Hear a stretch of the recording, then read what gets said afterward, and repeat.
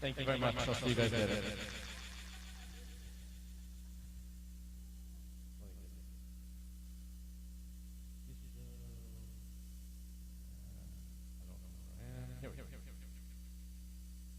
All right. Chapter 1. Life, liberty, and why you should listen to the few you do that have panicked. Little disclaimer. I am not a marketing or branding expert, but I have a sense of humor that's built a recognizable brand, so you should listen.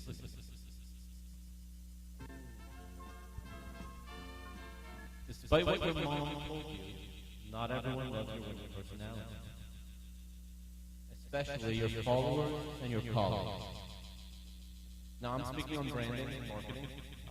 Shelley performed did a fantastic job. Took about 3/4 of what I was going to say, but I'm going to take it in a different direction. So, the kind of personality you have in knowing your craft, right? You have to understand who you are before you can project whatever brand or whatever market, if you cannot figure out who you are, then you're not going to be successful, right?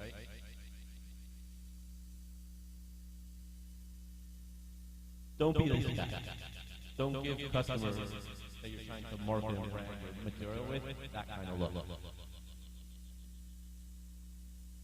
What is branding? Merriam-Webster defines the term promoting a product or service by identifying it as a particular brand. Everywhere I walk around, gun show, conference that I speak at, you will see me wearing a tactical yarmulke, which is available on my website.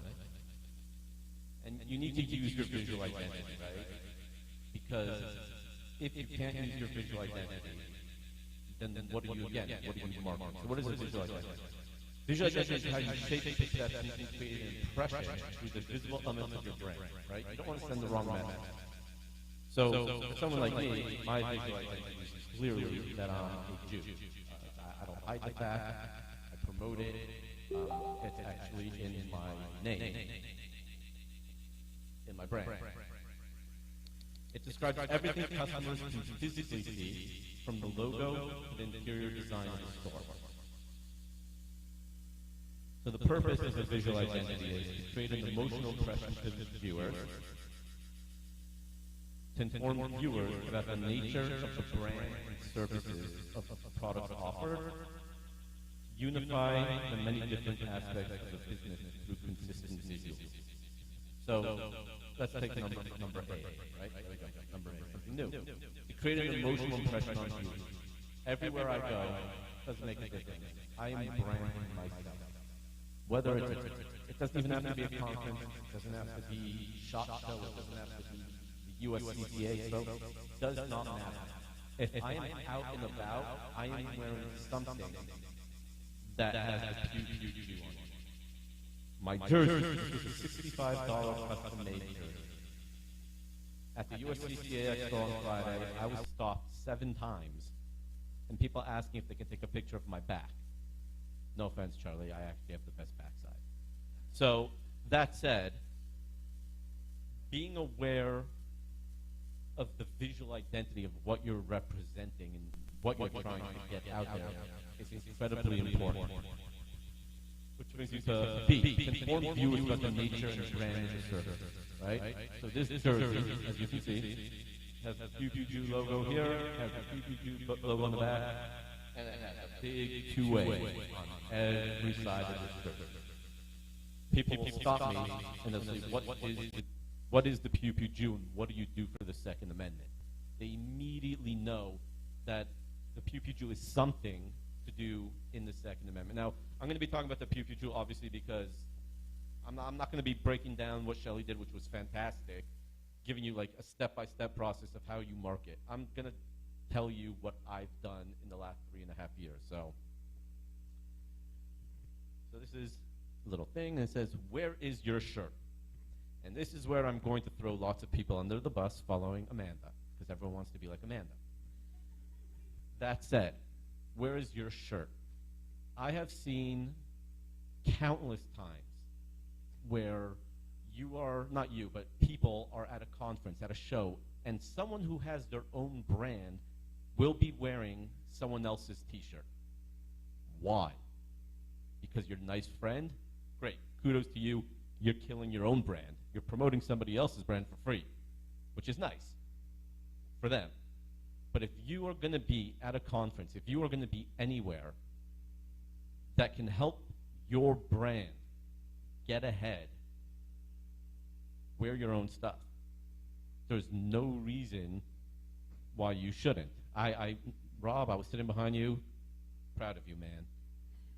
But yeah, you need to wear your own stuff. You need to promote your own brand because we all have brands, we all have businesses, we're all trying to sell something, and what we're trying to sell is us. But if you're at a place where no one knows who you are, and I'm wearing a, I don't know, Riding Shotgun with Charlie t-shirt. They'll be like, oh, what's Riding Shotgun with Charlie? Oh, it's my buddy's company. That's great for your buddy. But what about you? You need to be branding yourself. So $89.99 a year, you could also be a branding guru. And I'm going to really, really teach you how right now. Super easy, super simple. There is a website called Placeit. Placeit is fantastic because, like I said, $89.99 a year. You have access to hundreds of thousands of models that you can easily drop whatever logo you have.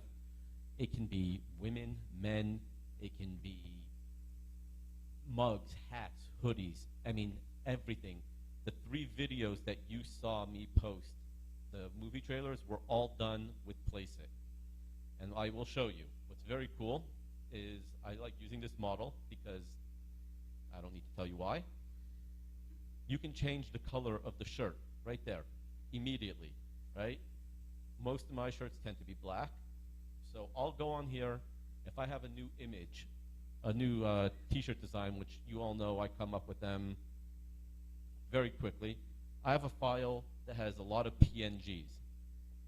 And if I can find the right file, right here we go. Very simple. You can place it, make it bigger, just doing it quickly. And then taking some time. It seems that there we go.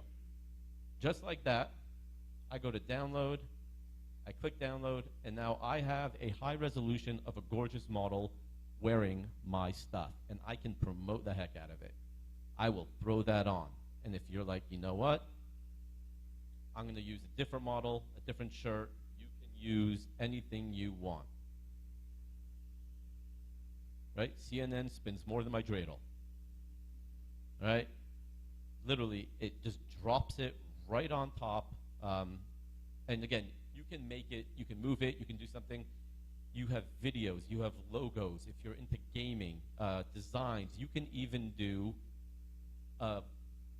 video advertisements for apparel. So you can get different people, drop your stuff on, they render the video. It's like an 8-second video, 10-second video, and you can start promoting your stuff and your brand. This is something that I use religiously. Any shirt that I come out with is completely, washed through this program. Videos, photo, does not make a difference. And if you are trying to promote something and you don't have a budget to be hiring, a photographer and a model to go out for a day and take pictures, which cost you thousands of dollars, for $89.99 a year, you can become a branding guru. Very simple. Anyways, back to current side. All right, marketing. Marketing tip. People don't know what you're marketing if you don't market to the people. Again, what that means, it goes right back to the t-shirt, right? Although that's brand and visual identity, you need to show people what you're marketing. In my case, for example, Captain Planet. We all love Captain Planet. We all grew up with them. Who knew that they would try taking over the world? The American Marketing Association defines the word marketing as the activity of institutions and process for creating, communicating, delivering, and exchanging offerings that have value for customers, clients, partners, and society at large. I am the Pew Pew Jew. I don't know what just happened there because it skipped. There we go. What exactly are you marketing? In my case, first and foremost, I am a Second Amendment advocate. Now, yes, I have a brand and I have a business called the Pew Pew Jew, and that is what I use in my daily life. However, before anything, I am a Second Amendment advocate. We all talk about the 2 ways for everyone. That doesn't mean I'm putting everyone before the 2-way. The 2-way is more important than who you are. My Judaism, the fact that I am an Orthodox Jew, the Second Amendment should not help the Judaism. My Judaism should be supporting the Second Amendment.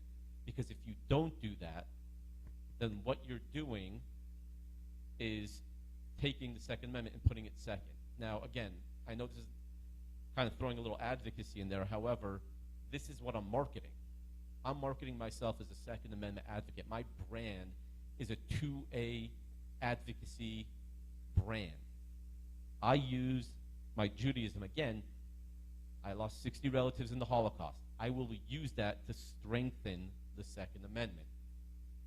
I have friends who have been killed before. I use that to strengthen the Second Amendment. I always talk about the warrior mentality, too. Too many Jews that we see out there, you always hear that they're sheep led to slaughter. One of the points of my brand and reason why I started the Pew Pew Jew was to give Jews, think of it as the Jewish grunt style, right? I wanted Jews to have a place that they can call home and build a warrior mentality so that going forward, they are not afraid to walk down the streets. And that is something that's very important because that is exactly what I am marketing and branding the Pew Pew Jew as. And of course, lastly, I'm an incredibly proud American. Despite what's going on in our country today, I love this country. It's the greatest place on earth. And I am combining those four, right? And what do you get when you're able to combine all four in a successful brand? Good morning, USA. Pew Pew Jew. So there was supposed to be, I don't know what happened, but you were supposed to hear the Good Morning USA, but that didn't happen. So that's kind of a letdown. What was that? All right, we're going to take a small marketing break. And I don't know where my mouse keeps going. Yep, that's the marketing break I was talking about. Give me 1 second. I don't know why I did that. Here we go. Now we don't have audio either.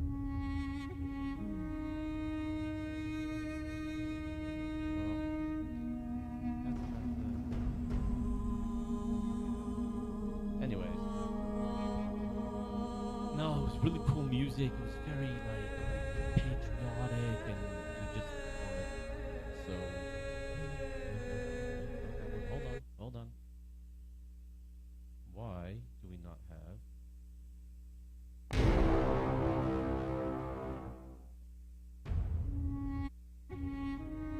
Anyways, this was going to be a marketing break. I'm going to be promoting another one of my books and brand myself as a Second Amendment author. The sound is really cool, but I guess that makes sense why we didn't have the Good Morning USA. But we can fix that just quickly. We are just going to go here, go to the sound, switch it to built-in, and then hold on 1 second.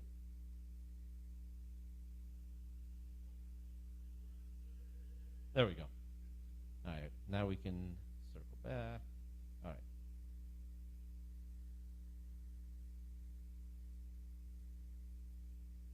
I apologize.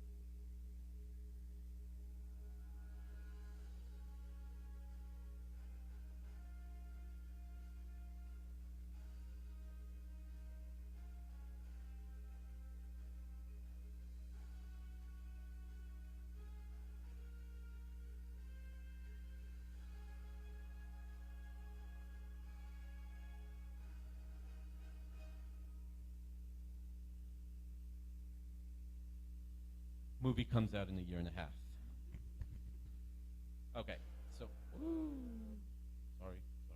Okay, so again, if you guys didn't know I write books, you clearly do now, right? I'm branding. I am making something memorable that you guys will all remember that video. And again, this video was done. If you have an Apple computer, go to iMovie. There is a movie trailer option that has like 15 different movie trailers that you just plop things in. And then you can edit and move things around. So makes it very easy to do stuff like this. Hold on. Oh man, I'm supposed to take this out. Speed up another minute. Yeah, right? Seriously. That's embarrassing. And completely not intentional. All right, so intermission. All right. Intermission is over. Great. Contest time. And this is where my presentation is going to take a bit of a different turn. Do you think I care what you think of me? Right? It's a loaded question. Because in today's society, everyone cares. Everyone is trying to save face. Everyone is afraid to be themselves. Everyone, because you are afraid of cancel culture, you're afraid of being thrown to the curb, and it ends up being you let people dictate how you are going to run your brand. So, do you think I care about what you think of me? We'll get the answer later, but although people on the screen can't see it, you have... All right. Now, if you think I don't care, you know what to do to me right now, right? Amanda's favorite line, don't give them another reason to give you 2 middle fingers. And you do care, right? But on a serious note, right? Have you ever read or done anything that was so life-changing that it actually changed your life, right? We've all said that, right? Oh my God, it was so amazing, it changed my life. Did it? Did it really? I'm going to go with no, okay?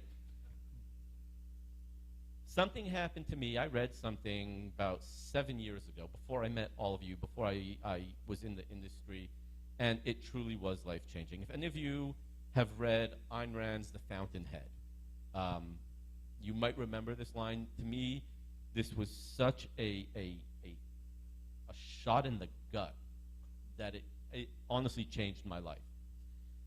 If you haven't read The Fountainhead, in short, big-time house architect, way ahead of his years, doing things that at that time period was completely futuristic. And there was a man named Ellsworth Toohey, who was a critic who tried destroying Howard Rourke's life.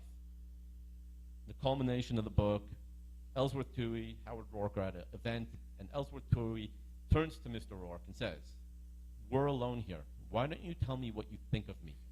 In any words you wish. No one will hear us." This is after 20 years of trying to destroy this man's life. And very simply, Howard Rourke says, "But I don't think of you."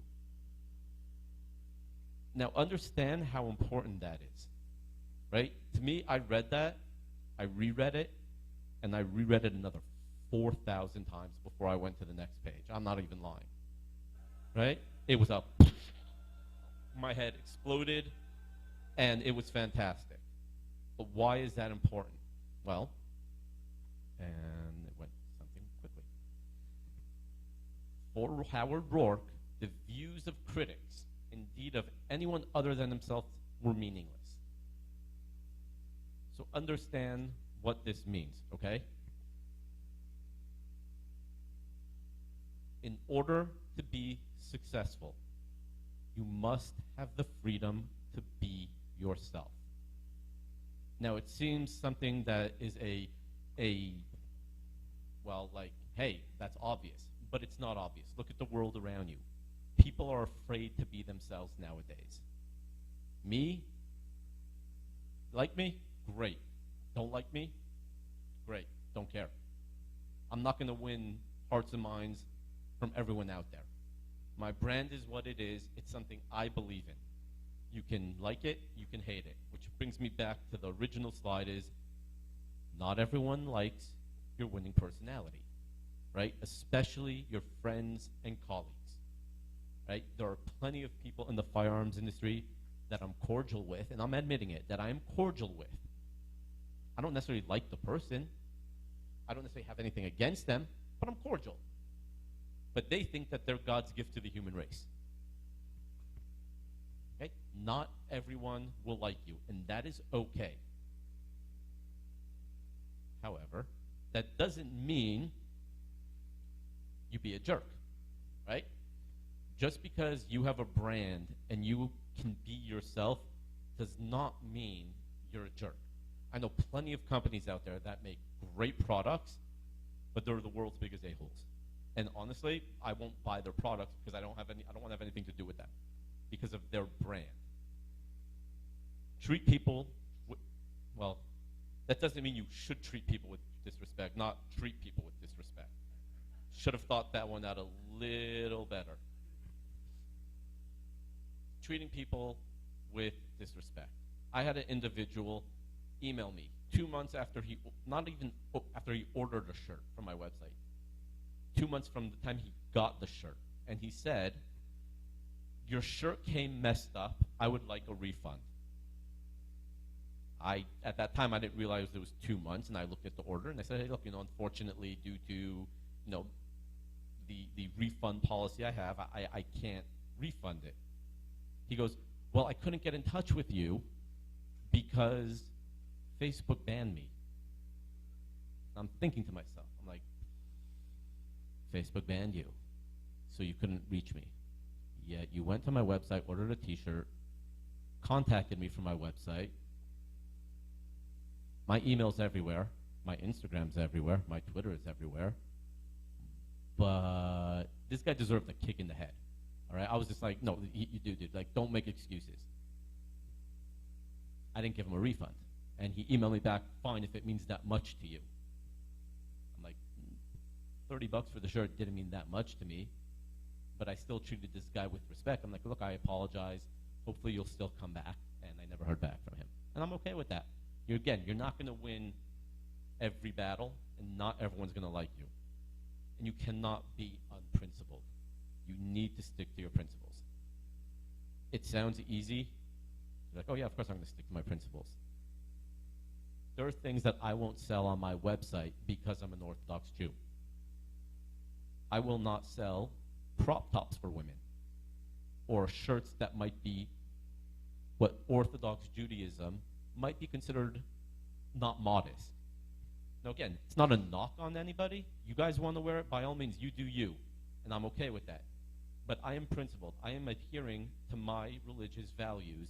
So there are certain things that I won't do. I had someone email me and say, we love your brand. And this was mind-blowing. "We love your brand, but all you're doing is promoting Jewish things. Why don't you have anything dealing with Jesus?" And I kind of was like, "What? Well, because I don't. You have other companies out there that have plenty of Jesus apparel. And hey, go to them. But I am principled. I will not sell things that might go against my principles. I won't."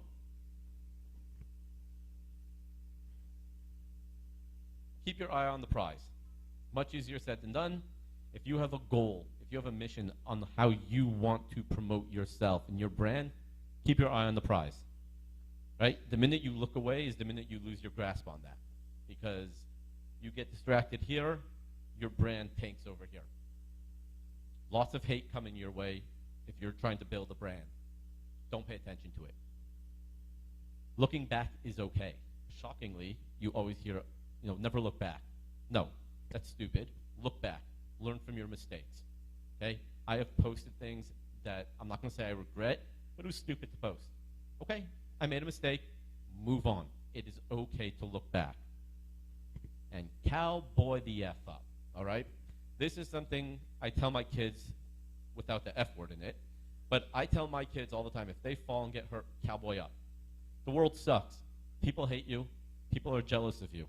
People are going to try dragging you through the mud. People are going to call you a Nazi. True story. Last 2 weeks ago. Cowboy up. All right? No one's here to protect you, right? We always say, hey, you're your own first line of defense. Be your own first line of defense, not just with firearms. In other words, right? Stop letting everyone else dictate your success. You are the only one that can determine how your brand is out there, how you want to portray yourself. A child has no trouble believing the unbelievable, nor does the genius or the madman.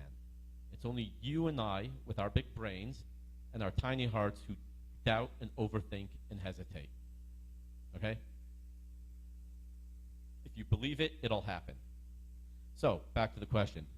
Do I think, or do you think, I care about what you think of me? No, I don't. I really don't. I know it sounds callous and cold-hearted, but I don't. I don't care. Now, the reason why I don't care, I'm a good guy, and I know I'm a good guy, even though not everyone likes me. I don't have a winning personality all the time with everyone, and I'm okay with that. I'm starting an AA meeting after this. I keep my eye on the prize no matter what kind of hatred comes my way, being called a Nazi, being called a white supremacist, being called anti-Jewish, even though I have Jews saying that to me. I keep my eyes on the prize because I know what I'm worth. I see what works, and I learn from my mistakes. I cowboy up when need be. In other words, I don't care what people say about me because I know who I am and I know what my brand is and what it stands for. Thank you.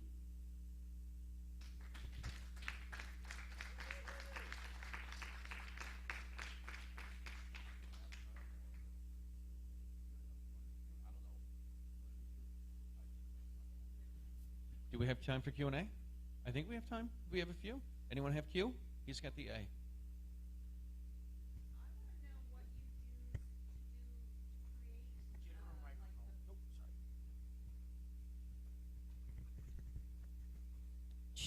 I want to know what you use to create that burning logo. Yeah. And then the logo that hits the ground and the smoke comes up? So it's called the logo sting. There's a website called Envato, Envato Elements, and what you do is you buy a bunch of logo stings, or you buy a logo sting, which is what it's called. I've seen so many people in the firearms industry do like a cool, just like a shield made of fire and this. I'm like, cliche, been there, done that. And if anyone here has that, I apologize. But I found one that I liked because it was almost like a bullet coming out of a gun, with the barrel, and I bought it I think for like $25. Like you're buying the actual file for like $25. I went to Fiverr, paid I think like $10, and they make it in Adobe After Effects. So you said logo sting, and then you said Lovato? Envato, E-N-V-A-T-O, Elements. I am currently learning how to do that stuff, so if you guys hold off for a few months, you can pay me to do it for you. Anyone else? Let me come by. Come on, someone throw me a curveball. Run, Charlie, run. Hey, so I just wanted to ask on what you just mentioned prior to this in regards to, I guess, other Jews pretty much attacking you. You know, Yeah. You're the Nazi, right? Because I know certain parts in the Hispanic community, not that they're really anti-gun, but you always have those that just want to attack you just because it's more on the political aspect of it, not really that they're really against the Second Amendment, but because the Second Amendment is more portrayed, people kind of see it more as a Republican thing now, Right, versus a Democrat thing. So how does that happen? Where you're kind of attacked that way, or the comment is made.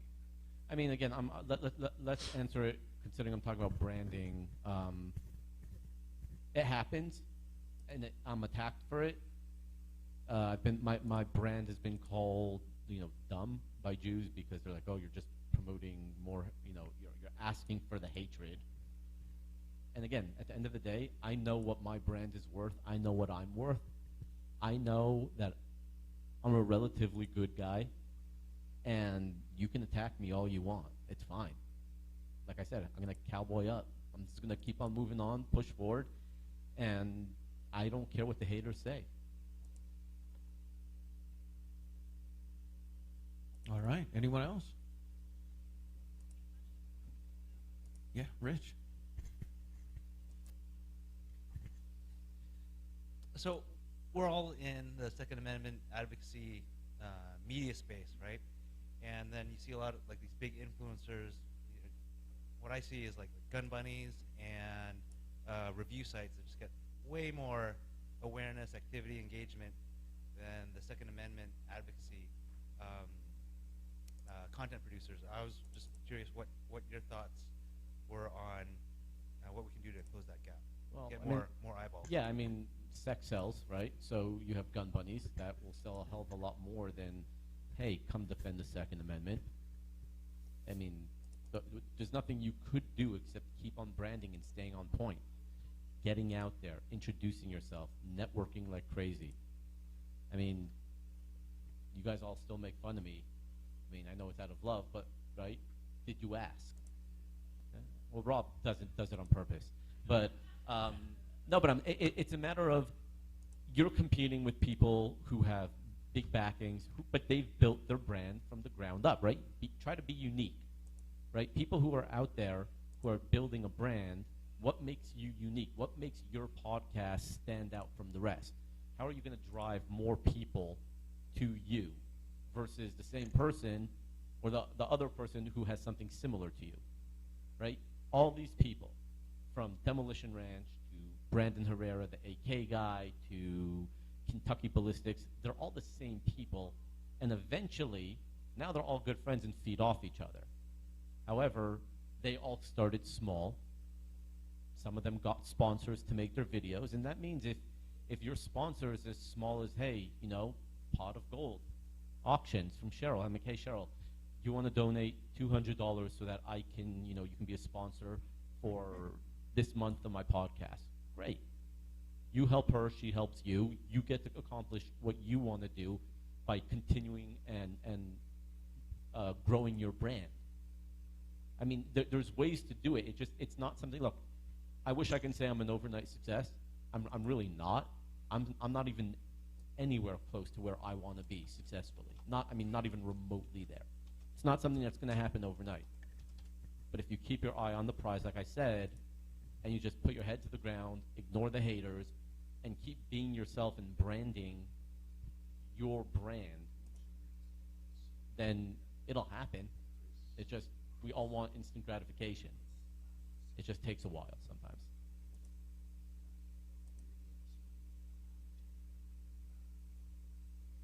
Charlie. Oh, no. Are we done? We all on the queue? I don't know. You didn't ask me a question. Check. How you doing, man? Good to see you. It's good to see you too. Check. So the question I want to ask him is this. This is something. So you talked about things being life changing. So a number of years ago, for the people who weren't at AmCon, Yehuda said. The question you asked was, "But did you ask?" Did you ask? And that turned into a couple of other things. One of them is Yehuda Brave, and the other one turned into WWYD. What would Yehuda do? And 2 weeks ago, I was going to a pro-gun thing in my state, and I texted John Petrolino. I'm like, all right, I'm going to this thing. Do I wear a riding shotgun shirt? Do I wear a gungram shirt? Or do I just wear a black shirt? And he says, what would Yehuda do? I'm like, good question. So I know, right? He's off a climb. I ended up wearing a black shirt, and I'm like, what a buffoon I was. No, honestly, like I said, if you have your own brand, right? I don't care if you don't even have a logo, right? Does anyone here have a brand that's not necessarily a logo? Call it a text logo. All right, Patrick, you're cannon fodder. Why aren't you wearing your shirt right now? Does everyone here know Patrick Collins? Who here doesn't know Patrick? Okay, one guy. Why aren't you wearing your shirt? You know what I'm saying? Like, it's literally that simple. It's as simple as someone walking by and they're like, Patrick Collins, Atlanta, Georgia, instructor extraordinaire, right? They're like, oh, wait, I know people in Atlanta, and I know they were looking for a firearms instructor. Let me take a picture of his shirt. Let me go introduce myself. It's so simple. No, you don't have to spend $65 on a custom-made jersey, which, by the way, fansidea.com, fantastic website for $65. Hockey jerseys, basketball, football, baseball, awesome. This has made me, this jersey and my yarmulke have made me so much money in the last 6 months because I am stocked everywhere. I was at a 7-Eleven a week and a half ago. Some random guy taps me on the back and goes, hey man, can I take a picture of your back? I'm like, how about I give you a business card instead? He goes, can I still take a picture of your back? I'm like, dude, yeah, absolutely, absolutely. Again, branding yourself is about getting out there, okay? You can be walking by and someone might just see your logo, might just see whatever it is. Be that person that promotes your brand. Don't wear other people's brand. No, yeah, I get it, right? I'm going to say like something like, you know, what like Amanda and Cheryl, right? They have the DC project, right? That is part of their unique brand. If they are going to a DC project event, wear DC project. I get that. But other places maybe not wear a DC project. Nothing against the DC project. That's not your focus. And I mean, unless it is your focus, by all means, then wear it. That's totally cool. But if you have another brand and you're trying to build that brand, wear your own stuff because you have no idea that's literally free advertising. Heck, I have my 12-year-old son and my 5-year-old son walk around with camo yarmulkes that have the Pew Pew Jew logo on it. They go to school with that, which is great. Rabbis, ooh, you should see their faces.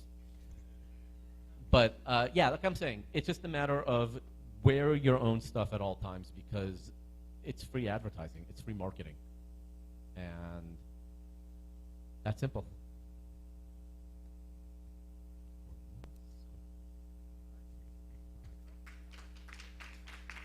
Now, before we move on to our next speaker, I do want to say, I want to clarify for some people that don't know the story about the most famous backside in the Second Amendment community. And it came about because whenever I leave a conversation, I hear someone say, what an ass. Thank you. I'll be here all week. Don't forget to tip your bartenders and waitresses. There's another story behind that, but that's okay. I am going to make an audible, and we're going to make a quick change in the schedule. We are going to put Chris Chang as our last speaker because we have online with us Sarah Kate Hupman from Minneapolis, and she is going to do her presentation. Hope you don't mind, Chris. Is that cool? See how flexible this guy is? So Sarah Kate Hupman, she is, like I said, she's coming to us from Minneapolis. She is the co-owner of Filster Holsters and a co-host of the Guns Guide to Liberals, a podcast about advancing the Second Amendment movement with better communication strategies. This is what I love about this setup that Sarah and her husband have. It looks great. And she is here to talk to us about lighting, I believe. So let's hear it for Sarah Kate Hupman. And from where I sit, she's looking right down at your bald spot. Thanks. Hello. I hope I'm not jumping in line. So I said she looks good. She doesn't sound good. There we go. And look at this. She's got the polka dots on. She is rocking it. Are you getting audio feedback?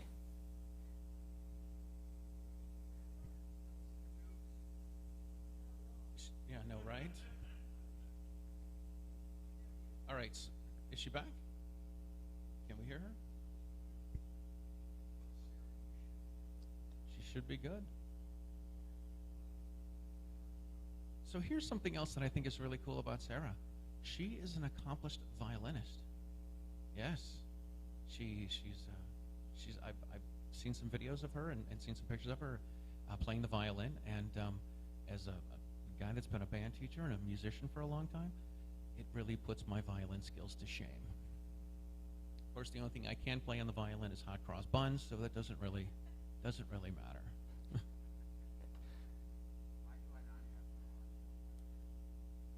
Anything, how are we doing? Play us a tune on Can your you hear phone. me?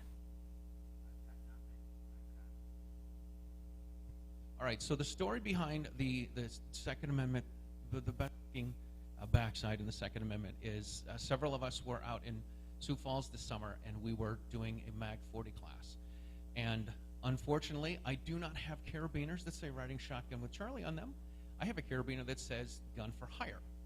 So I have that. I can on log my out and log belt back loops in, on my maybe? pants, and that's where I would hang my ear protection. And my good friend Amanda Suffolcool decided to go by and take a picture of this, and then she decided to take a picture of everyone's backside, and then she had a little quiz on her Facebook page asking if anyone could identify who it was by the backside of them. And somehow, everybody knew who I was.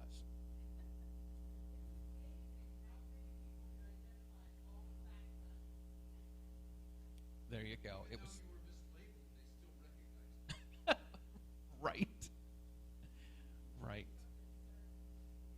All right. Please say yes.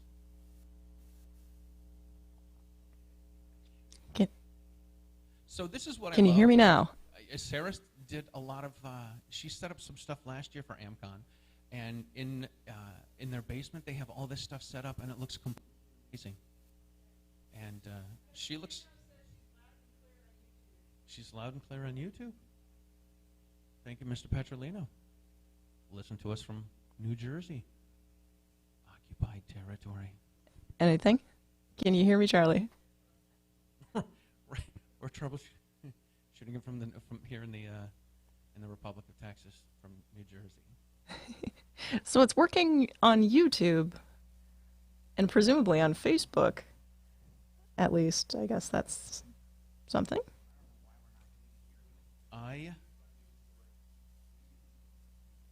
It's going to come wicked loud.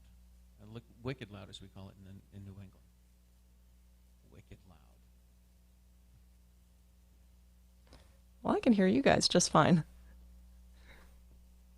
So that whole dead air stuff, right? No, probably probably not good. We're going to vamp up here.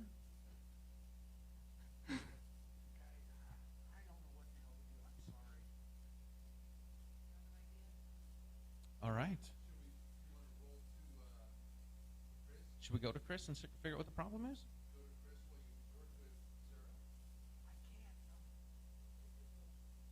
All right, we can't do both.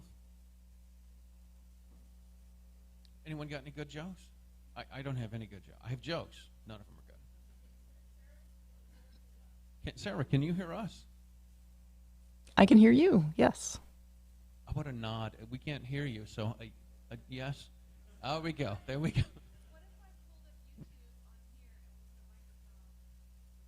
That would make the delay 4 minutes instead of 2.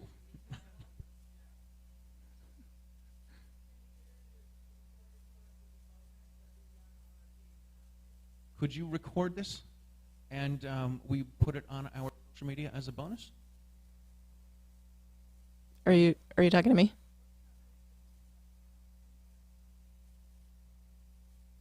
All right. Cheryl, you are so lucky you got out of this. One more try, 1 more minute. All right. Bum, bum, bum, bum, bum, bum, bum. Right. Exactly. I know, right? Right. Exactly. I'll get up here, the one-man band, play some songs. Okay, Sarah, It try is on again. Facebook? Hello, can you hear me now? Doggone it. I did some changes earlier, and Here we go. doggone it. There is just too many audio inputs coming in. One more try, Sarah. Hello, can you hear me now? AMD. That's not it. Okay. Ladies and gentlemen, on deck, Chris Chang. All right, I'm sorry, Sarah. I don't seem to be able to trace this one down. Stepping up to the batter's box. Okay. Well, this we got a one. couple options. I can record this now, and you could play it over the lunch break. This is like And then if there's any questions, just hit me up and I can answer them later. Can you hear me now? Can you hear me now? I can hear you. I am not a cat. Yes.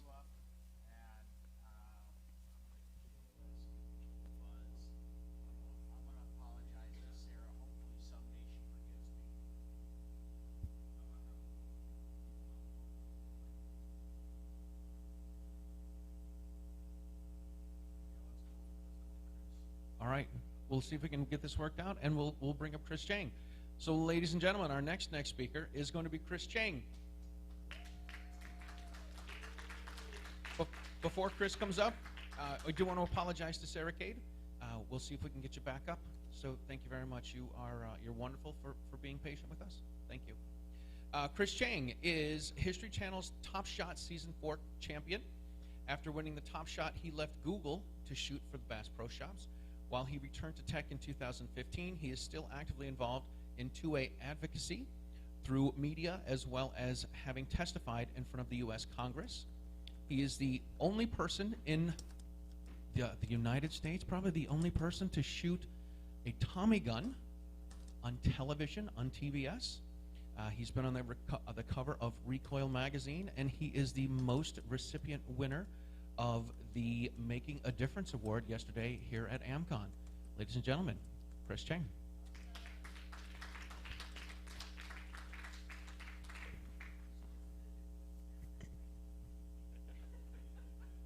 Thank you so much, Charlie. And I've taken a moment of inspiration to also wear a blazer with a T-shirt. So thank you, Charlie, for that.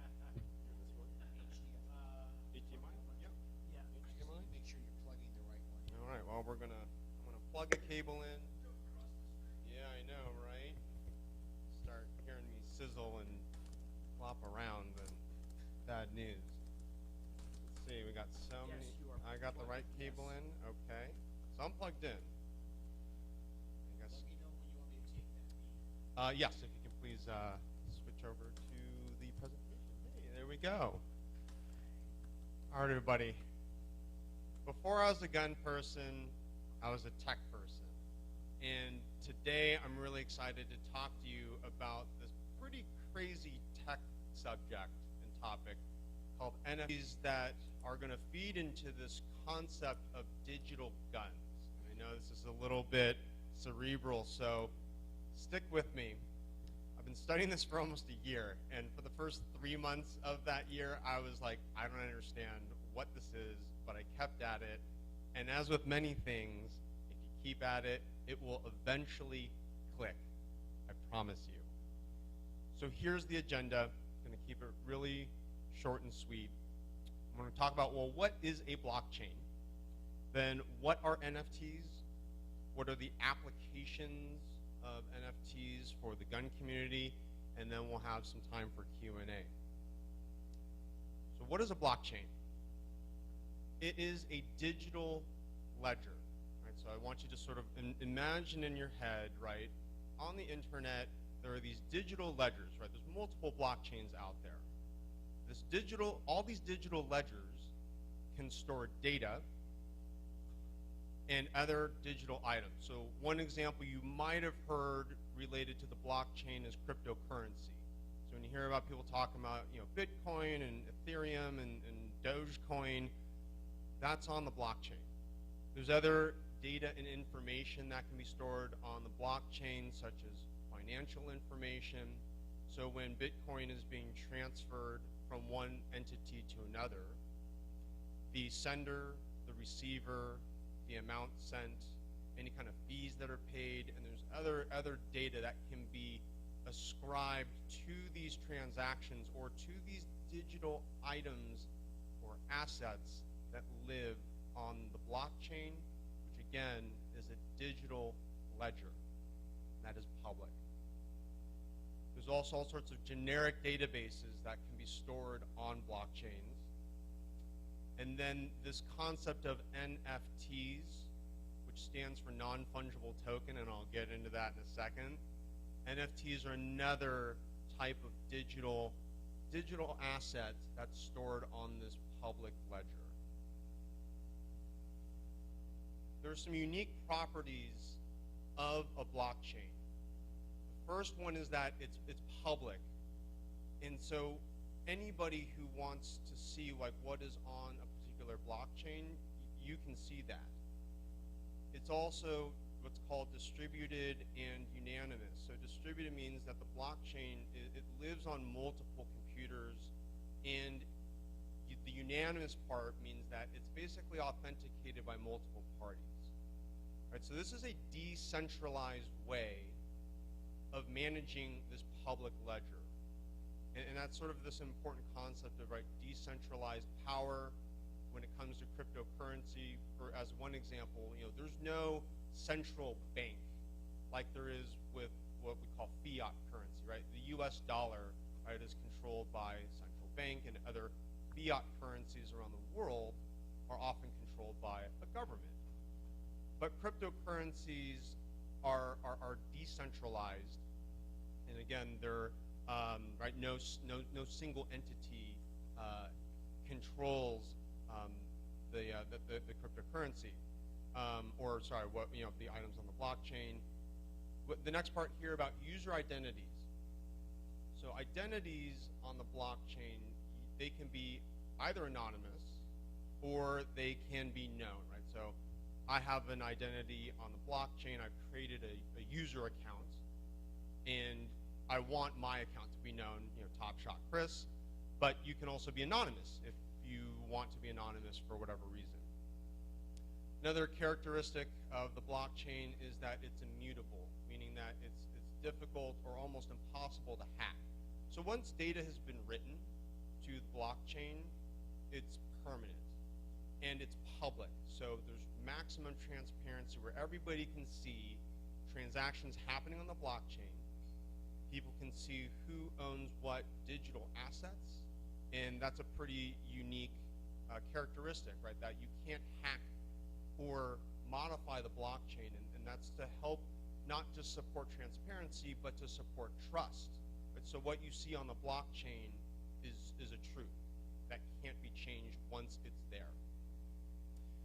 It's encrypted, it's time-stamped, and it's programmable. So on this last piece of the blockchain, just think about the blockchain as a digital ledger where people can build applications, they can build databases, they can build digital experiences on the blockchain. So let's get into some of the meat and potatoes of the talk here, right? So I've just talked about a little bit about what is a blockchain, and NFTs live on a blockchain. In its most simple terms, when you hear the letters NFT, I want you to think digital collectible. I'm just gonna really dumb it down. That's how my mind thinks. NFT stands for non-fungible token. I'm not gonna get into the nuances of what fungible means and token. There's a whole bunch of technical articles online if you want to read more about what non-fungible token means. But again, if you hear NFT, just think of it as a digital collectible. Now, an NFT can be art, it could be a video file, it could be a picture, a tweet, or really any kind of digital file. And I'll get into some examples here shortly. Now, NFTs are unique because they live on the blockchain. Right now, I'll take one example of, well, let's say I have a JPEG picture of a Glock 19 that's on my laptop in front of me.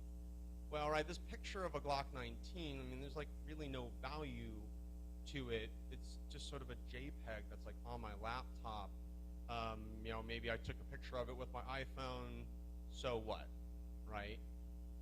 But there's a world where people are putting pictures and digital art onto the blockchain. And because this art is original and there's a provenance, and the provenance meaning, right, it's authenticated, and you know the origin, you know the history of this file that lives on the blockchain, right? Everybody can see who made this file. Was it ever sold, or did it transfer hands from one owner to another?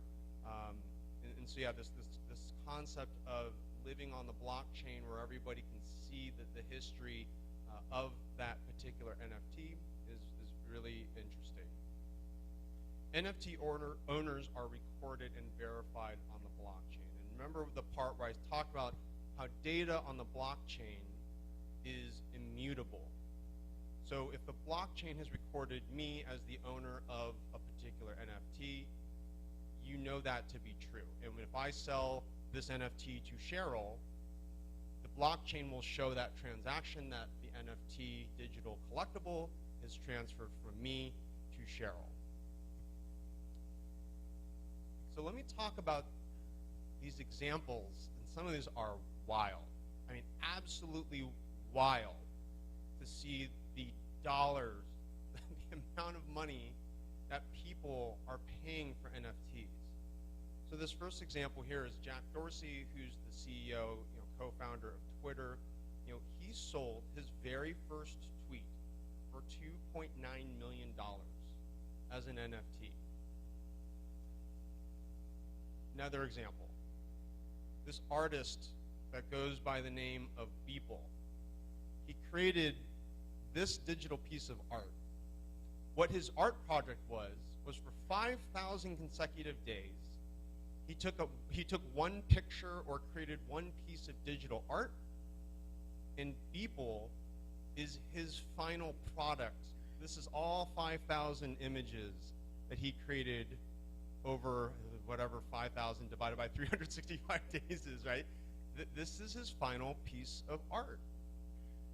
And somebody on Christie's website auction, right? Christie's, the famous auction house, somebody bought it for $69 million. This piece of art, it's only digital, right? There's no printed out copies of this file.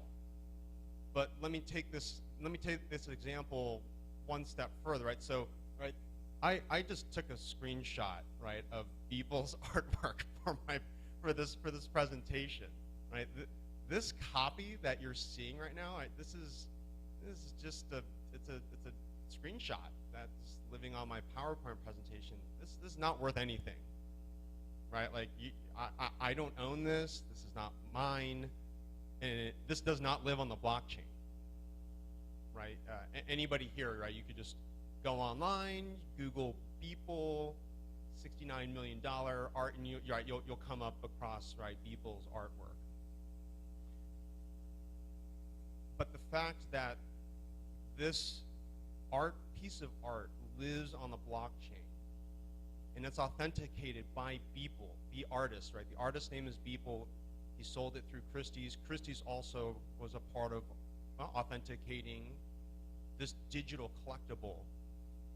And somebody paid $69 million for it, and they're gonna, like any other piece of collectible or piece of art, the owner's gonna sit on it, enjoy owning it, and maybe one of these days sell it. And like any collector, he's hoping, I'm assuming, he's gonna make more than $69 or $69 million, right? Maybe he'll make 80 million, who knows? But that's the interesting part about the NFT marketplace in the collector space. Is it's like any market, right? There's supply and demand. Why would somebody pay $69 million for this? Well, it's because that's the value that someone ascribed. That some individual is like, you know what? Like, I think this is worth $69 million. If I had $69 million, like, I personally don't think I would be paying that much for a digital collectible, but that's not the point, right?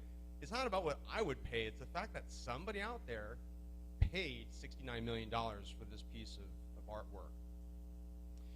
Now, here's an example that I think has a very direct correlation and implication for the gun community. The NBA has created a brand called Top Shot. No relation to the History Channel Top Shot competition. that I was involved in and that I won. So NBA Top Shot, they created an NFT marketplace where they're selling video clips, licensed video clips of NBA players, and they're selling them as NFTs. They have sold over $780 million worth of NFTs over the past year and a half. And for me, I just don't see why there isn't any reason why the firearms community can't take this existing business model and start selling NFT digital collector cards of your favorite firearms, of your favorite personalities, the Pew Pew Jew, Riding Shotgun with Charlie, Cheryl Todd, you know, all of our personalities and favorite, professional shooters, our Olympic shooters, right, who are representing America and winning gold for our country. One of these days, there's going to be NFT digital collector cards of our Olympians and our firearms that we all know and love.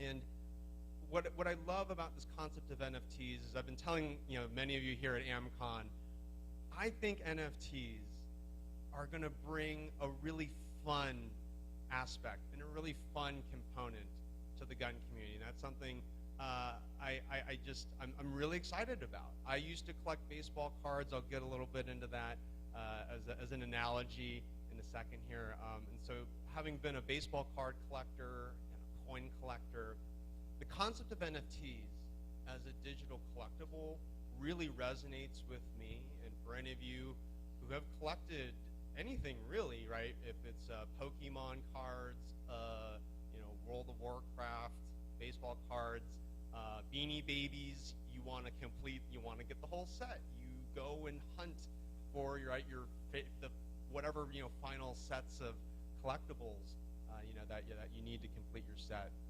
So I'll dive a little bit into another example here briefly. But to go back to art, I know this concept of NFTs can be a little too cerebral, and so the way that I've tried to think about this, like bridge the analog into the digital version of this. And so let's talk about the Mona Lisa for a second. So there's one copy of the Mona Lisa, right? And there's value for that one copy of the Mona Lisa.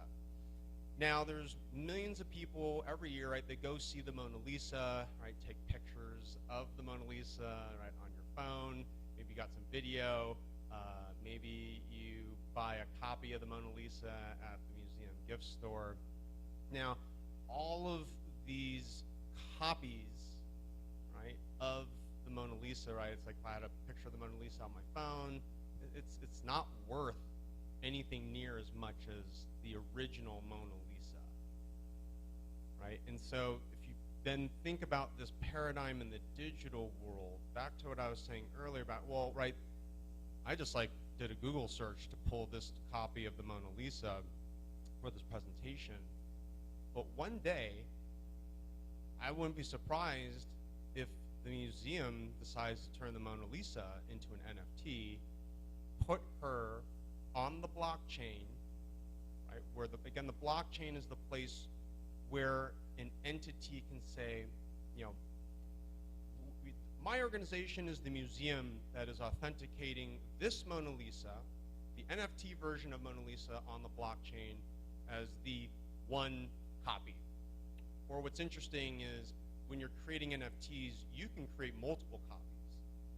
So maybe the museum will say, you know what, I want to sell 10 versions, 10 NFT copies of the Mona Lisa and share that kind of experience of art with more and more art aficionados out there in the world. A dynamic here with NFTs is that they're forming connection. And this is a very, very new space. And back to we just heard this morning about branding. Hang on, what happened to the presentation here? Hang on. There we go. All right, so buying an NFT is like buying anything else that you buy, right? You're forming a connection, right? Whether it's with a restaurant, a grocery store, or in this case, right? If you're buying an NFT, you're forming a connection with either the item that it's representing and the company that you're buying it from. But right, it could be a person, a brand, a country, a company. And NFTs are this natural extension of collecting physical sports cards, memorabilia, coins, toys, etc. And so when you hear about NFTs, it is a new digital way for brands and companies and celebrities and personalities to connect with your fans, your customers, and your followers. So what are some of these potential applications, right? So I talked about collector's cards, right? So I mean, right here is just some stock photo of some sports collector's cards. If you ever collected baseball cards, there was Fleer, Score, Upper Deck, Topps. And there's this whole, right? These are all 4 different brands that all published baseball cards. They sold packs of baseball cards at the store, and right, you plunk down $3 and you get a pack of 5 cards. You open up the pack and you sit there and you're like hoping for something good. This is what NBA Top Shot is doing, right? You can buy individual NFT cards, if you will, or you can buy NBA Top Shot packs of cards. $4, you don't know what you're going to get, but they tell you, hey, within this collection that they're releasing, your pack might have one of these like really notable NFTs, right? Maybe it's Steph Curry, maybe it's LeBron James, or insert your favorite basketball player. And so this application for the firearms community, like I mentioned, this is what I see. This is what I see for the future, right? That there will be digital NFT, there will be digital collectibles of Beretta, Glock, Springfield, Surefire, X300 weapons lights. This is already happening on some level where people who play games, video games and computer games, they're already spending billions of dollars on digital weapons, for example, within particular games. Fortnite, Minecraft, World of Warcraft.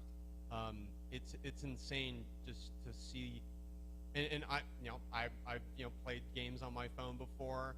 I was in a Candy Crush a few years ago, and you plunk down 99 cents for a power upgrade, right, for your Candy Crush experience. And so what's interesting about NFTs with respect to gaming is within a video game, right, you can purchase weapons and upgrades, but those purchases and your digital items, they all just live within that game. But NFTs have this potential to allow you to use your digital weapons and your digital items in different games that live on the blockchain, right? NFTs can allow for you to take whatever your digital items are in your digital wallet and go from game to game to game. Now, I've talked about digital collector cards here in this example, but I also think there's this opportunity for gaming to get into NFT guns. So just double-clicking a little bit briefly on the NBA Top Shot experience. Website is NBATopShot.com. If you go there right now, you'll see a bunch of video clips that the NBA is selling. And here's one example. I literally just bought this NFT this morning. It's of Steph Curry. And I'm not even a basketball fan, by the way, so don't ask me any question about basketball. But the reason why I bought this is just like guns and learning how to shoot. For me, I'm learning as much about NFTs as I can, and just like shooting, right? The only way we can talk about shooting and how much fun it is, but it's not the same until you go to the range and you pull the trigger. And similarly here, you know, I want to experience, okay, like what is it like to buy an NFT? What is this experience like? Take a look at this. This is the NFT. It's a video clip, right? Dunks a three-pointer, doing this silly dance. Here's another angle. Boom. Sold for $24. I bought it for $24. You can see up the top here it says common slash 40,000. So there's 40,000 copies of this video that exist as an NFT in NBA Top Shot. Now, what was interesting is, you know, but when I was looking at the history of this NFT, so this, you can't read it very well, but it says top sale, $6,327. So I bought my copy for $24. But out of the 40,000 copies of this NFT video that you're looking at right now, somebody paid $6,327 for the same NFT. Why? Now, I don't know the specific provenance of this NFT that sold for $6,300, but my guesses are it might have been serial number 1. Right? Because serial number 1 of a thing, right, whether it's a new gun or whatever thing, is typically more valuable than the 40,000th copy of a thing. So maybe it was the serial number. Second concept is maybe it was all about the seller. Again, I didn't do enough research on the seller because I just bought this morning as I was, you know, thinking about this presentation. But right, the seller, right, it's like, let's take Jerry Michalik as an example. Jerry is one of the best shooters in the world, hard stop. Now, if Jerry was going to sell one of his Mossberg shotguns, you would pay a lot more for Jerry's shotgun that he's shot, that he's won championships with. You'd pay a lot more for Jerry's shotgun versus the exact same shotgun from, you know, your local gun store, but it wasn't Jerry's, right? So this is, it's a really fascinating concept, right? There's this digital world where this similar collectorship is happening, and the supply and demand and the pricing of certain NFTs can be driven by scarcity. They can be driven by the provenance of the NFT, right? Who did it come from? Who was the original owner? What is the history, right, of this NFT, right? If Jerry Michalik's shotgun went from Jerry, and then maybe his also shot, like that physical shotgun, like, whoa, like there's more history. There's more gravitas, right, to that physical shotgun that you would pay more and more for. And it's, I think, very similar to what's happened in the NFT space, right? As NFTs go from, you know, one owner to the next, that there is this potential where if you become a known collector of NFTs, or you're a known celebrity or personality who's an NFT collector, that can affect the pricing of NFTs. So the final example that I want to discuss in closing, collaboration with Recoil Magazine. We're running an NFT auction under the hashtag 2A for all. This is the cover of Recoil Magazine that I was recently on, and I'm wearing the infamous shirt that has caused a lot of controversy and conversation. And let me tell you a little bit about the story of this piece of art. Stephen Kuo, who is Recoil photographer, you know, who took this picture, you know, in the weeks after the controversy blew up, I gave him a call and I wanted to just check in on him and see how he was, you know, sort of feeling. And I'm really despondent and disgusted and abhorred to see all of this negativity, the negative comments that are being generated because of this magazine cover. And I said, Stephen, like, yeah, I see a lot of the negativity too, but the thing that we're not talking enough about is how much support came out of this cover, this piece of art, right? Art is a way to provoke our emotions, to provoke conversation. And that's exactly what this Recoil magazine cover did, both good conversation and some ugly conversation, but conversation nonetheless, right? And it's really forcing this question of, if you believe in the Second Amendment, if you believe in the Constitution, and that rights should be applied equally to everyone, regardless of your sexual orientation, your race, your gender, right? 2A for all. Right? Do you believe in this concept that the Second Amendment is for everyone?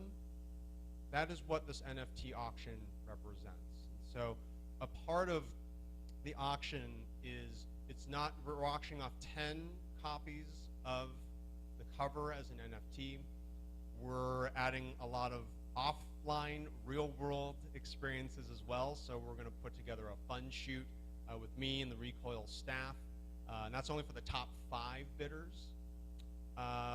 Recoil's throwing in physical and digital subscriptions to Recoil Magazine, as well as Recoil Swag.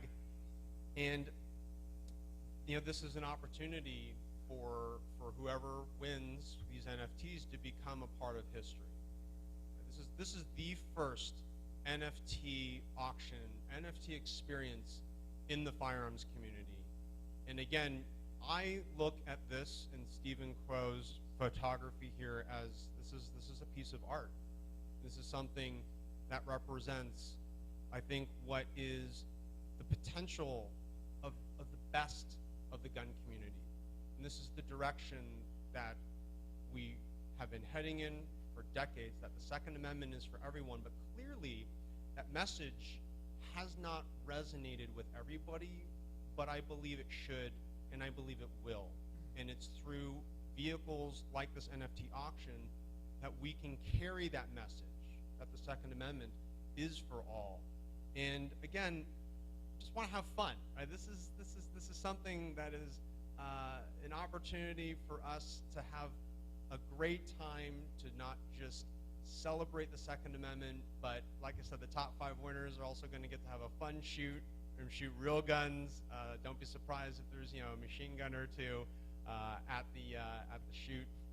And so this NFT auction, it starts Tuesday, October 19th. We're going to run it for a few days. And the other thing that I want to mention about the auction is that I've selected 3 nonprofit organizations that are in the Second Amendment space. Sorry, let me clarify that. 2 nonprofits and 1 501c4. I guess 501c4 is still a nonprofit. Taxable nonprofit. Yeah, anyway. So a portion of the proceeds will be donated to the Firearms Policy Coalition, to the Pink Pistols. And if you're not familiar with the Pink Pistols, it's a pro-Second Amendment, pro-LGBT organization. I'm on the board of the Pink Pistols. We have been arming and training members of the LGBT community for the past 21 years. And then the third organization that will benefit is APA-GOA, stands for Asian Pacific American Gun Owners Association. I'm a founding board member, and we started APA-GOA in response to the rise in racist attacks against Asian Americans over the past year and a half.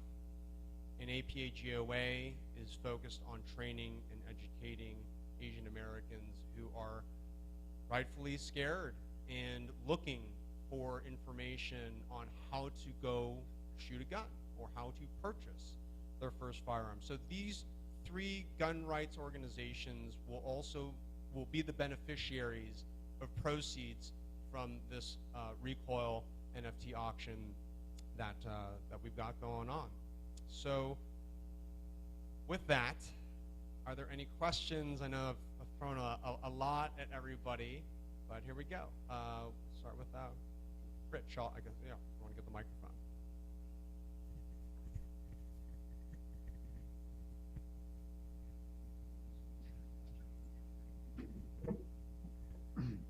Thanks for sharing this awesome technology with the community. Just the thoughts on your recoil NFT campaign that you guys are doing. For the first five or first top five bidders, they're going to get to have this great experience with you going on a fun shoot. I was just wondering what you guys were thoughts on resale value, right? So if the first set of buyers gets to go on a shoot with you, what kind of discussions or what kind of thoughts have you guys thought about, like, say, like, you know, if I want to get that NFT. I wasn't able to get that NFT this time around, but, like, you know, what if I wanted to get a second photo of that NFT? Yeah, it's a great question. So a big part of NFTs are, right, they can be sold or just given away like any other asset. So, you know, I mean, like anything else, if, you know, we have to just experiment, right? We can't be afraid of failure. And what will the secondary market look like for these NFTs? I have no idea. How much will they sell for? I have no idea. Like, gosh, I mean, I hope someone will spend at least a few $1,000, if not for the NFT, then just for the fun shoot part, right? Or maybe for the recoil subscriptions. But this is a huge experiment that I'm very, to be frank, yeah, like I'm a little anxious and nervous, but I'm also excited, right? We're gonna try something new. That's also fun, and the secondary sales, right? Of, you know, right? If you buy one of the NFTs, the neat thing about the blockchain, back to the blockchain, if you buy one of these NFTs, for example, people will see that you, Rich, own one of the NFTs, and if they want to send you an offer, be like, hey, Rich, right? I can see you spent $10,000 on this NFT. I want to offer you $15,000. That's up to you and potential buyers to negotiate on your own. So it's just like the real world art collectors, or if you're selling a gun, right? People can just, you know, offer you bids, whether it's solicited or unsolicited. Here, why don't we go up in the upper? We'll go up to the back here. Thanks for talking about this. Appreciate it. There's a lot that we can do as a community here, I believe. And one of my questions is that I've got personal experience with going to market too early in this specific industry with products. How do you know that this is not too early to do this kind of thing for us, for our industry? Yeah, that's a great question, right? How do we know that this isn't too early? Maybe it is, right? Maybe it is. You know, I think back at, you know, other moments in technology, right, where that's the progression of technology. And let me tell you this, NFTs are an inevitability for the gun community. Whether it happens this year, next year, 10 years from now, it's going to happen. And we'll see what happens, though, right? Like, yes, I want to pull the gun community into this very fun NFT space. Now, whether the gun community is interested or willing, I don't know, but I'm excited about it. This is super fascinating for me, like not just as a technologist, but just as a gun guy and someone who enjoys collecting things and having something fun to talk about with guns that isn't like mired in controversy, like assault weapons bans and, you know, magazine capacity restrictions. Like, hey man, like let's just talk about, like, hey, tell me what NFT guns you own, right? And we can have a whole conversation about when you bought them, why you bought them. You know, one crazy example that's happening with NFT art right now is people are buying NFT art, right? Again, just digital files, but then they're creating NFT museums, like physical museums where they have digital portraits and they're displaying their NFTs that they own. Anyway, thank you for the question.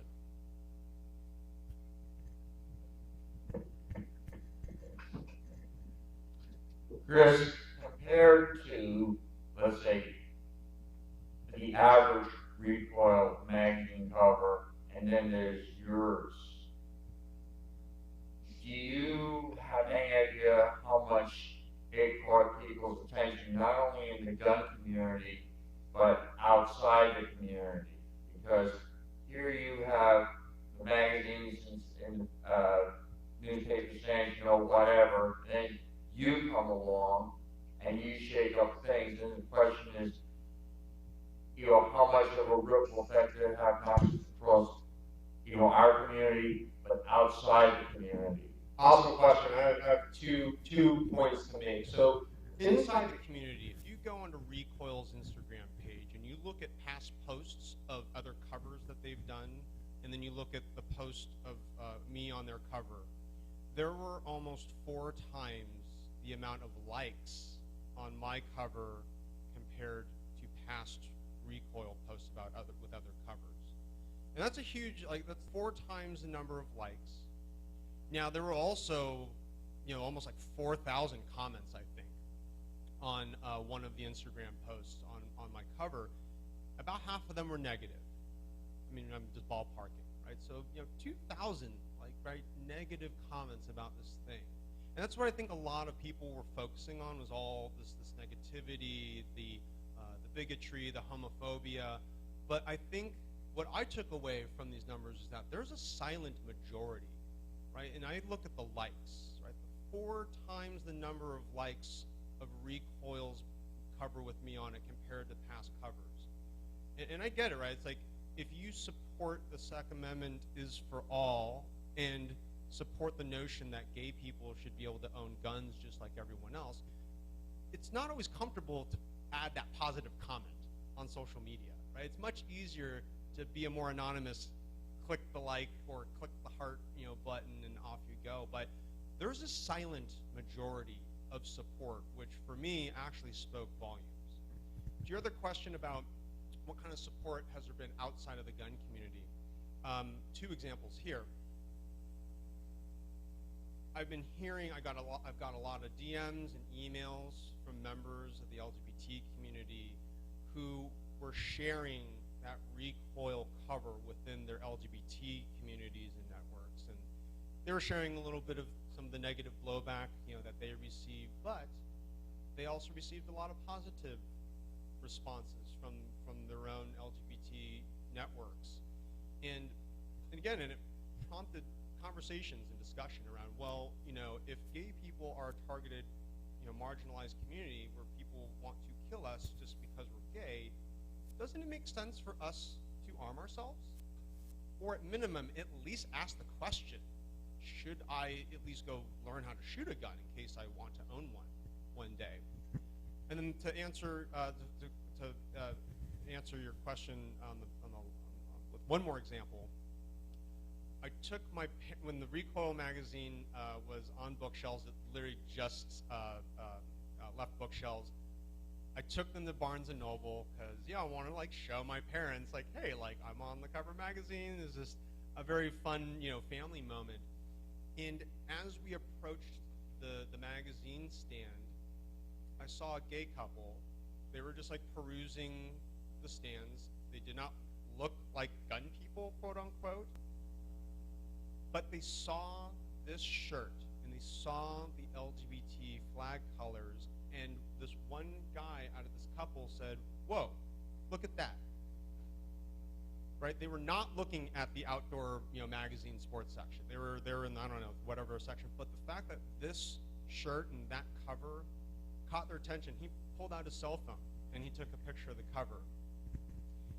That is the kind of doors that we want to open, right? I was just so,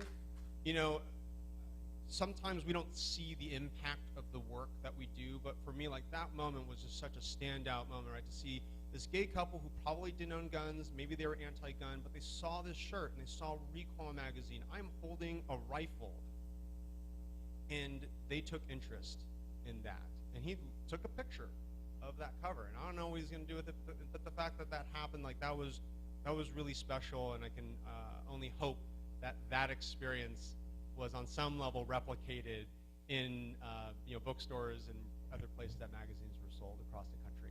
All right, we have one more quick question, please. All right. All right, so a couple things. Number one, I can certainly understand the idea of collectibles, and I get that part of this, and I also know that cryptocurrencies have been around for quite a while now. Not a long time, but we're talking several years. But my question is, in terms of these NFTs, being a collectible that's worth money. That's the part I'm having trouble wrapping my brain around a little bit as far as, you know. And so my question is, how long has this been a thing? NFTs in general. Yeah, and then what is the forecast going forward as far as, is this something that has legs, or is it going to be a fad that soon people go, okay, all we're doing is paying for digital files that. Is this the next Tamagotchi? Yeah, exactly. You know what I mean? Yeah, great question. So NFTs have been around for a number of years, and the revenue projections continue going up and to the right. I mean, people are spending more and more and more money, and it's not just the uber rich, right? It's not just like rich people spending $69 million, on an NFT. It's regular everyday people who are throwing down $4 for an NBA Top Shot pack of cards. People like me who just spent $24 on a Steph Curry, video file. So I was very skeptical of NFTs a year ago when I started paying attention. And I'm like, okay, is this a scam? Is this a fly-by-night operation? And I don't think it is. Or otherwise, I wouldn't be up here talking about it. And to your other point, well, how do we ascribe value, right? Why is one NFT worth more, and why are NFTs that you sell, for example, any different than NFTs that I would sell? But that's sort of to the point of provenance, right? It's like you might have NFTs that you would want to mint and sell that could be valuable, but you need to create that value, right? Like, what do your NFTs stand for? I told you what the NFT recoil auction and what this NFT stands for. You're not just buying a picture that's on the blockchain. It's the values. It's what I stand for and what the buyers of these NFTs will also stand for and represent and support, right? So there's this dynamic of, well, what will people pay? And that is all for the market to decide. All right, we need to wrap it up and move on to our next one. Thank you so much. I'll be sticking around afterwards. So if you have any questions, come find me. Also, I'm on Medium. If you want to read more about this blockchain NFT stuff, my handle on Medium, Twitter, Instagram, Facebook, and YouTube is all at Top Shot Chris. Thank you so much.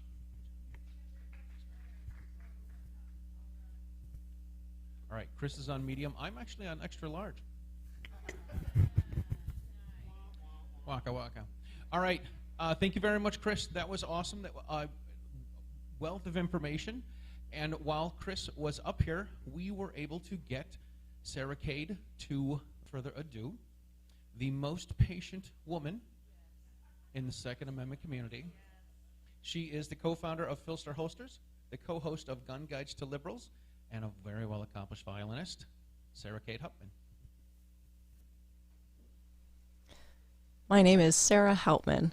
I am a co-owner of Filster Holsters, and I own Cade Imaging, which is a video production company based in the Twin Cities in Minnesota. And today we're going to talk about the #1 best way to make your videos look more professional, and that is with lighting. Whether you're live streaming, video conferencing, or filmmaking, whatever it is you want to do, lighting is fundamental. The good news is it's probably easier than you think to get professional looking results at home. This is a case where knowledge is more important than gear by a long shot.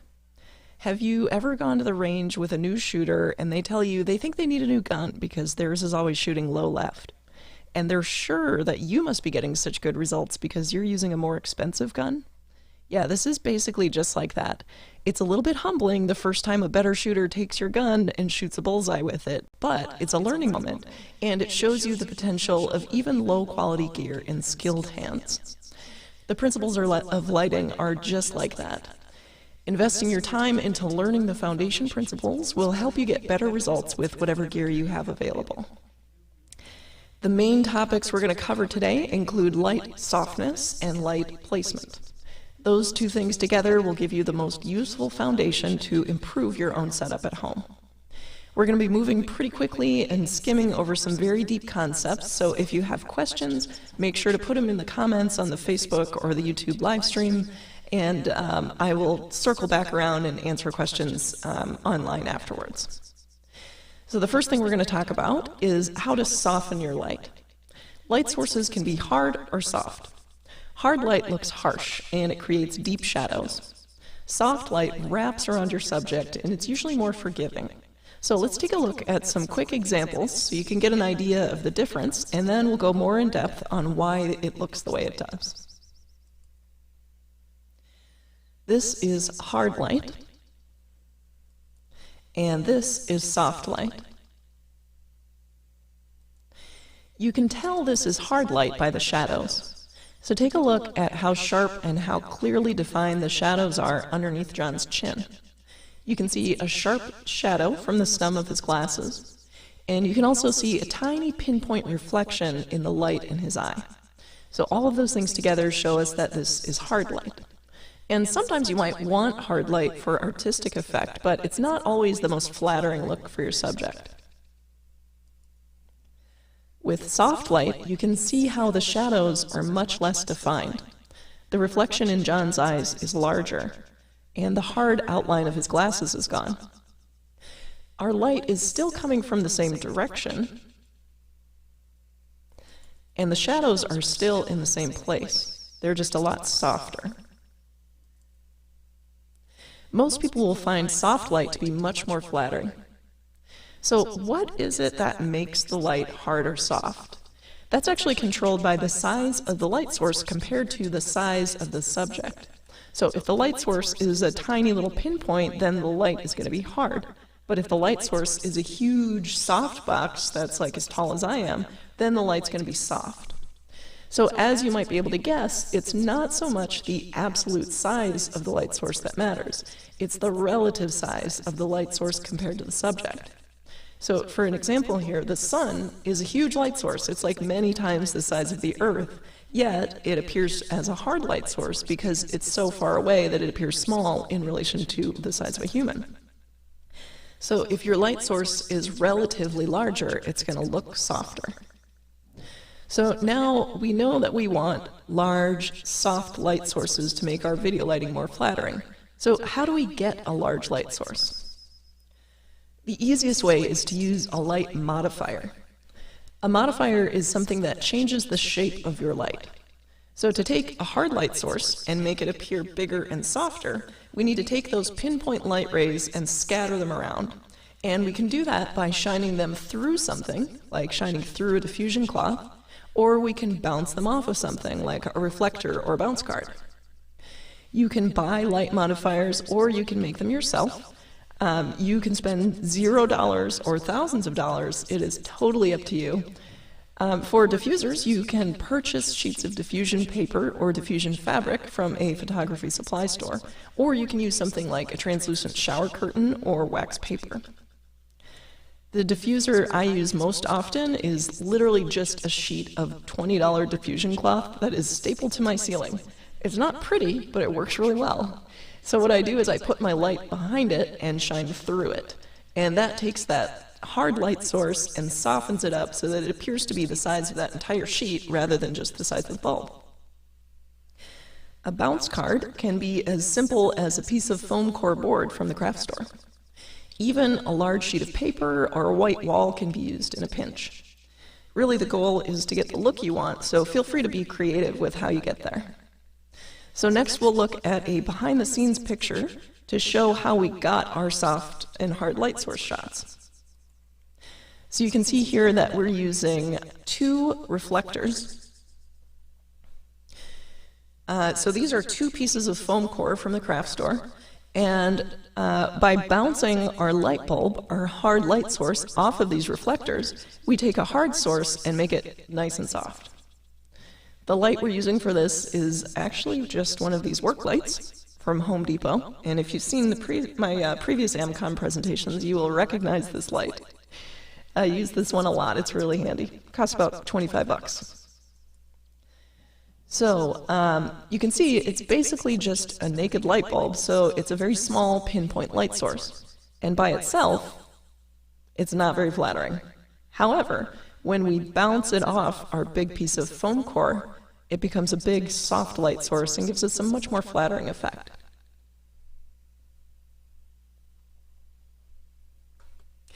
Next, we're going to talk about something called three-point lighting. This is a classic, easy lighting setup that can be done on any budget, like literally any budget, including zero. So don't be scared off by the name three-point lighting, because you don't actually need 3 dedicated lights. In the example we just showed, we used 1 work light and a desk lamp. So a basic three-point lighting setup has, as you may have guessed, 3 light sources. The first one is called the key light, and that's the one on our left side of our picture here. It's usually the brightest light of your scene, and it's the most important of the 3 because it controls the overall look of your shot. You want to put your key light in front of you, about 45 degrees to one side and slightly above your head. That'll give you a pleasing dimensionality to your face. If you put your key light directly in front of your face, your facial features will tend to look flat. And if your light is too high, you're going to get heavy shadows under your brows. If it's too low, if you wear glasses, you'll tend to get reflections in your glasses. So you have to kind of experiment with what works best for your shape of face and for your scene and for whatever you've got going on. But generally speaking, 45 degrees is a good starting point, and you can adjust from there. So with only a key light, you get a great 3D look on your face, but there's a little too much shadow, and it kind of makes the mood of this shot overdramatic. So the next light in our setup is called a fill light. A fill light fills in the shadows from the key light, and it balances out your face to provide a more even look. So in this picture, our fill light is on the right-hand side here, and you want it about 45 degrees opposed from your key light. So we've got our key light on the left, our person in the middle there, and then our fill light is reflecting light back into the shadows. So again, here's how that looks with just the key light, and here's how it looks with both the key light and the fill light. So you can see how that just kind of evens things out. It makes things look a little more friendly and a little less dramatic. Now, if you're going for drama, that's one thing. But generally speaking, if you want to improve your video quality, look like a trustworthy and reputable person, go for the kind of higher key, more friendly look rather than the super dramatic look. So you can see from this that our key light is reflected off this reflector on the right-hand side. Our fill light is just taking those light rays and reflecting them back into our model's face. So our fill light is not quite as bright. Its job is basically just to support the key light, not overpower it. If you're using 2 lights, you'll want to use a lower setting on your fill light. But if you don't have 2 lights, that is totally okay. You can use a reflector or a bounce card instead, like we did in our example. And now the last light in our three-point lighting setup is the backlight. This one helps separate you from the background, and it's optional, so you may or may not need one. If your face and your clothing are clearly separate from the background already, you're probably good to go. But if you have a black background and say you're wearing a dark-colored shirt, it can kind of look like you're blending into the background. So here's a picture with all 3 lights. So here's just our key light. Here's our key light and our fill light. And here's the difference with the backlight. So you can see it lightens up the background a little bit. And it also puts a little rim of light over our model's right-hand shoulder that just kind of helps pop him away from the background a little bit. And actually, what I could have done to make this scene look better is put the backlight on the other side. So if I had put the backlight on the left side of the frame, it would have had a little better effect and separated him from the background even better. But this is the kind of thing that you kind of experiment with and you play around with your setup and you figure out what looks the best. So as you can see again here, we've got a desk lamp that's behind our subject, which gives us light on the background and helps kind of keep him from blending in and looking like a floating head in the darkness. So you just learned how to soften your lights and how to position your lights, and those 2 concepts are going to massively improve your home studio setup. So if you do nothing else, soften your lights and place them so that they're flattering to your features. Now here are all of those shots together so you can kind of compare the differences. And I think we'll jump right ahead next to our next topic, which is color temperature. Now, this one is a little bit hard to get your mind around, so what I'm going to do is show some examples. You don't necessarily need to know the numbers on this, right? So every light source has what's called a color temperature, which is basically a number that measures how warm or how cool it looks. And since we're doing this at a basic level, we're not going to get super deep into the science of it, but just know that when we say color temperature, we're talking about the warmth or coolness of the light. And what's really important with that is that all of your light sources need to match each other, and they need to match the white balance of your camera. Now, your camera may have automatic white balance, where the camera decides how to make the scene look right, or it may have manual white balance, which you have to set yourself. So take a look at your camera manual, or just do a YouTube search for your camera model in the words white balance, and you'll probably come up with some tutorials on how to change your white balance and how that works. Now, it doesn't matter really so much which color temperature of lights you choose, as long as all of the lights in your scene match. So your camera can be set to match whatever lights you pick out. Where you're going to run into problems is when your color temperatures are mixed, and then your camera won't know what to choose, and you end up with some really weird looks. So here's an example. So this is a sheet of plain white cloth. This is actually the back side of our diffusion material that we looked at earlier. So this is white cloth, but you can see it looks orange. And that's because the light on the left is daylight balanced, which means its color temperature matches a standard sunny day. And the light on the right is what's called tungsten balance, which means it's like a desk lamp or like an interior light or like a soft white light bulb. Those are warmer in tone.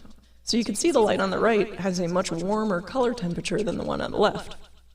So when I balance my camera for the daylight bulb, the sheet on the left looks white because it's balanced for that color temperature of light. Now when I balance my camera for the warmer tungsten bulb, now the sheet on the right looks white and the daylight bulb looks really blue. And those are the same bulbs, so nothing has changed. They're the exact same way. The only thing that changed is the white balance of the camera. So your camera can be balanced for whatever you choose, and that's totally fine, as long as all of your lights in your scene match. Now here's an example of the camera trying to guess. So this is the camera on automatic white balance, and it's trying to guess which of these lights is the correct color temperature, and it can't because they're mixed. So you end up with this kind of weird, like purpley, orange, ugh. It's not attractive. And you can imagine if you were trying to light your skin tones, how weird it would look if you had, say, a desk lamp on one side of you and sunlight on the other side. So as long as all of your lights match, you're good to go. But if you mix the two color temperatures, they're always going to look weird. And you can kind of see what that does on the plain white sheet, and so you can just imagine how that would look on your face. The same thing can happen when you mix fluorescent lights and LED lights, or different brands of bulbs, or if you're using sunlight and artificial light together. Really the main way this bites people is if you have a window in your office. So say you've got your live stream lights all set up over here, and you've got a window over here, and your face will look normal, but you'll have like a blue glow on one side, or you'll have like a green glow on one side. So it's helpful to take a look at your entire shot and watch for any areas where you may have mixed lighting. And if you do, there's a couple solutions for that. You can buy all your bulbs together, so they're all the same brand and same temperature. Or you can use what's called a gel, which is like a colored sheet that goes in front of the light to change the color. So we talked a little bit about that last year, so if you're curious about how to change the color temperature of your bulbs, check out last year's live stream, and we went over that in a little more detail. Okay, so I know that was a lot, and it was kind of all at once, but hopefully it wasn't too overwhelming. And since we are not live, we won't have any questions, But if you're looking to get more in depth on any of these topics, I would highly recommend checking out YouTube for further resources. There are a lot of really helpful tutorials about how to improve your lighting, and you can get really in depth on any of these topics that we kind of skimmed over today.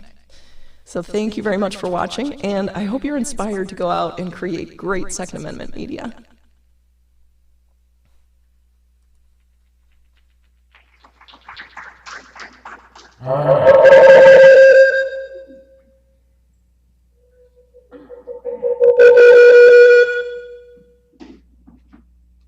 That was kind of nasty. You know, they really should fire the tech guy. That he just is doing a horrible job. Should we give a gun away?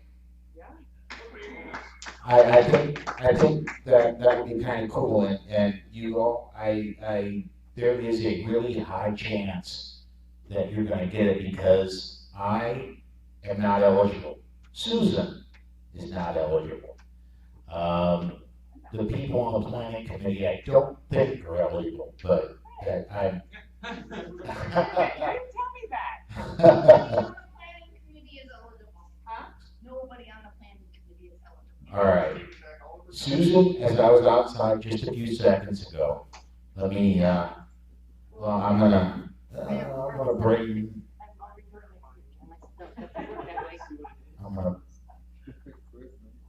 I'm gonna bring this up so everybody online can see it, and I'm gonna put a small version of this up, and I'm gonna go. What I've done, there are 25 people that are eligible, and I have brought up a web page called random.org that brings up true random numbers, not some fake mathematical.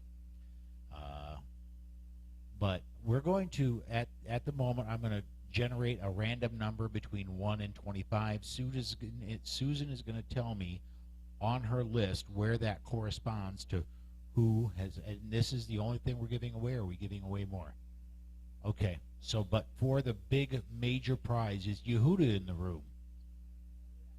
And has everybody, you've shown that around everybody's? Okay. So we're going to give away, we're going to give away this.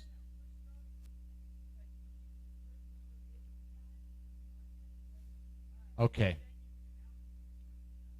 All right. So for the gun, we're generating, and the result is number 19. So Susan, on your sheet, who is number 19? Now I can actually let people online see my ugly face. We have a winner. Uh-oh. Is that person in this room? Okay. So somebody in this room has won. We're going to give away the pen. And the pen, I'm going to go ahead and generate. And we're going to get number 14 has won the pen. Susan, when you get number 14, and actually this is a really cool pen.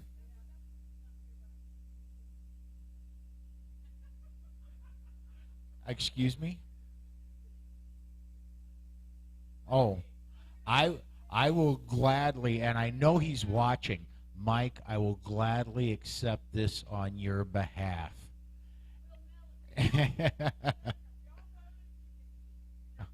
All right, and is this as well? We have this could be the mortgage on your house right here. This is a box of 9mm ARX ammo. And same thing, Susan? 25? Okay. We're going to random number, that's number 17.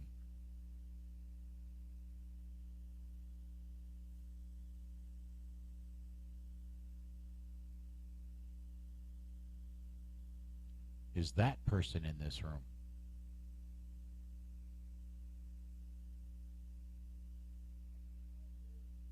The ammo is Benny Schlegel. Is Benny Schlegel in the room? Benny Schlegel is not in the room. I don't know. You cannot.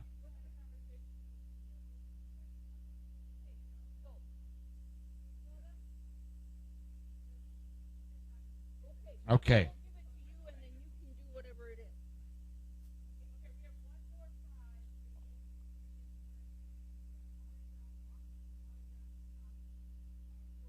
We have an author's autographed copy of Bullet Points.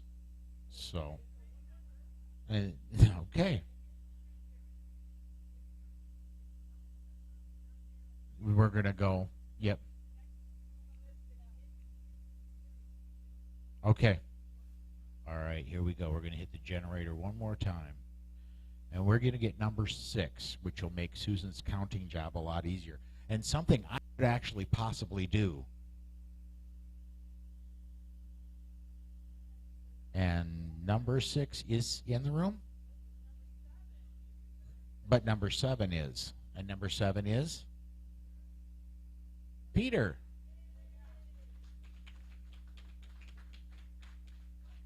So we go back to the original. Yes. We want to know who won the gun.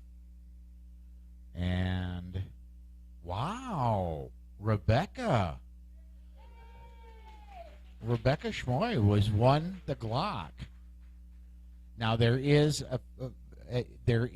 a process. You're a Kansas person. This is Texas. We're going to do this absolutely legally, but yeah, we will get this all taken care of.